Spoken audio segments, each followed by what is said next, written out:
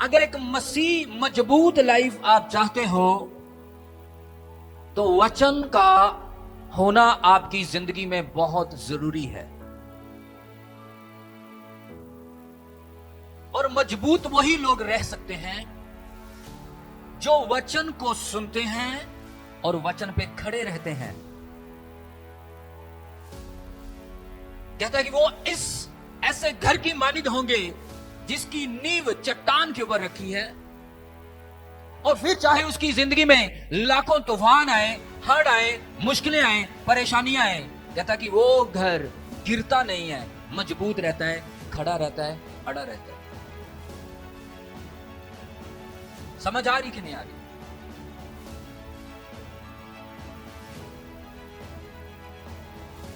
इसका मतलब हमें मजबूती के लिए वचन का अनुसरण करना बहुत जरूरी है, वचन के ऊपर मनन करना बहुत जरूरी है। और बहुत सारे लोगों का ध्यान वचन की ओर नहीं होता, बहुत सारे लोगों का ध्यान चमत्कारों की ओर, बरकतों की ओर, इधर उधर की बातों की ओर होता है।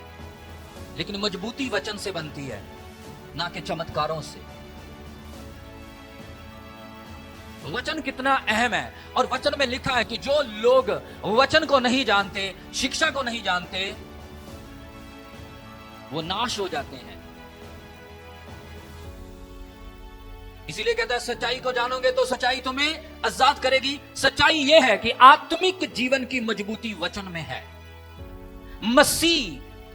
मसीही सफल लाइफ की जो मजबूती है वो वचन में है। वचन को स्मरण रखना, वचन को पढ़ना, वचन को सुनना और वचन को अपनी जिंदगी में लेना बहुत जरूरी है, बहुत जरूरी। हालेलुया।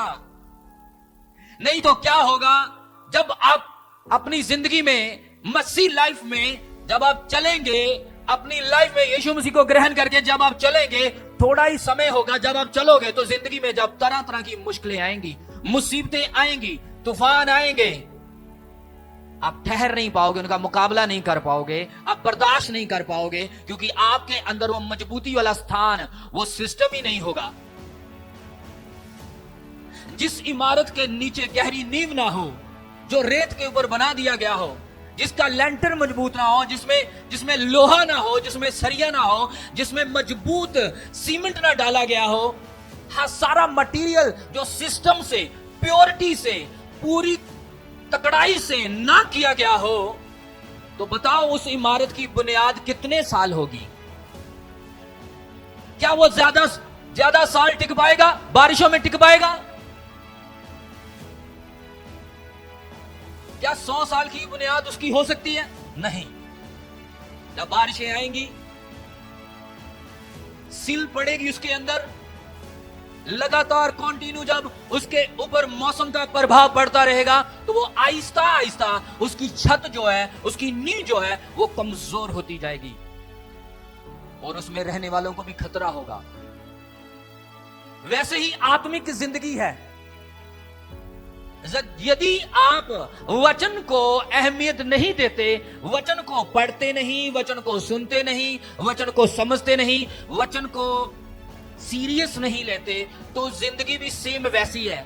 जब मुश्किलें आएंगी, तकलीफें आएंगी, किसी मुसीबत का आपको सामना करना पड़ेगा, परीक्षाओं में पड़ेंगे, जब आप, लोग आपको गुमराह करेंगे, लोग आपको परेशान करेंगे, तब आपका जो आत्मिक तंबू है, जो घर है, वो उखड़ना शुरू हो जाएगा। खुदा के ऊपर से आपका विश्वास उठना शुरू हो जाएगा और परमेश्वर के घर से आपका विश्वास उठना शुरू हो जाएगा। आपको सब कुछ एक ड्रामा और एक सपना लगेगा। फिर आप हार जाओगे, फिर आप दोष दोगे कि परमेश्वर है। नहीं, परमेश्वर है। आपने गलत तैयारी की है। हालेलुया। आपको वचन के ऊपर फोकस करना है। वचन हमें क्या सिखाता है, वचन हमें क्या कहता है, वचन हमें क्या, कैसा खाने को, कैसा पहनने को, क्या करने को, कैसा बैठने को, कैसे प्रार्थना करनी है, वचन सिखाता है। वचन हमें सुख में, वचन हमें दुख में, वचन हमें खुशी में, वचन हमें गमी में, वचन हमें अपने विरोधियों से, वचन हमें खुदा से, वचन अपने परिवार से, वचन अपने बिजनेस को, वचन आपकी रूहानी और जिस्मानी लाइफ को, सबको सेट करना और हैंडल करना सिखाता है कि आपने कैसे Thank you, Jesus. इसमें विचरना है, कैसे इसको चलाना है, कैसे हैंडल करना है।